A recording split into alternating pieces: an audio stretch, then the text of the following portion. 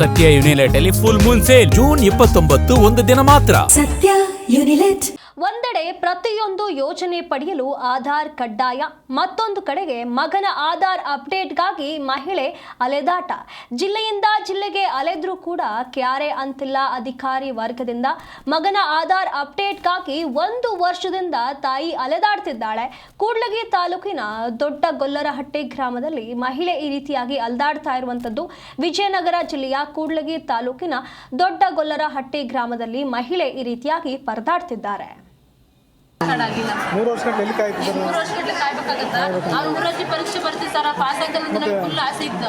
ನಾವು Aadhaar card ಎಕ್ಸಾಮೇ ಬರ್ಸಿಲ್ಲ, exam ಬರ 3 ವರ್ಷ ವೇಸ್ಟ್ ಆಗಲಿಲ್ಲ. ಅವ್ರಿಗೆ SSLC ಅವ್ರಿಗೆ ಫ್ರೀ ಹೋಗ್ತಿದ್ದ ಪಾಸ್ ಆಗಿ. ಮತ್ತೆ ಅಷ್ಟೆಲ್ಲ ತೊಂದರೆ ಆಗ ನಾವೇನಂತ ಕೇಳ್ಬಾರ್ದ?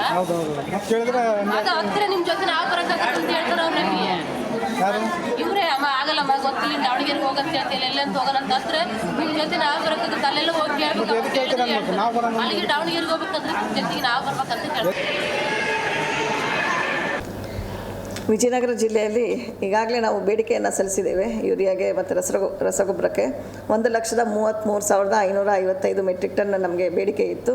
ಆ ಬೇಡಿಕೆಯಲ್ಲಿ ನಮಗೆ ಈಗ ದಾಸ್ತಾನು ಬಂದಿರೋದು 32,210 ಮೆಟ್ರಿಕ್ ಟನ್ ನಮಗೆ ಲಭ್ಯ ಬಂದಿದೆ. ಅದರಲ್ಲಿ ಈಗ ನಾವು ಎಲ್ಲ ರೈತರಿಗೂ ಹಂಚಿ ಅದನ್ನು ಕೊಟ್ಟು ಈಗ 15,000 ಮೆಟ್ರಿಕ್ ಟನ್ ನಮ್ಮಲ್ಲಿ ಈಗ ಇನ್ನು ಬಾಕಿ ಇದೆ. ಮುಂಬರುವ ದಿನಗಳಲ್ಲಿ ಇನ್ನೂ ನಾವೇನು ಬೇಡಿಕೆ ಕೊಟ್ಟಿದ್ವಿ ಅದರಲ್ಲಿ ಏನು ಬ್ಯಾಲೆನ್ಸ್ ಬರೋದಿತ್ತು ಅದು ಸಹ ನಾವು we are waiting for that, ಅದಕ್ಕೆ ಕಾಯ್ತಾ ಇದ್ದೀವಿ. ಅದು ಬಂದ ನಂತರ ನಾವು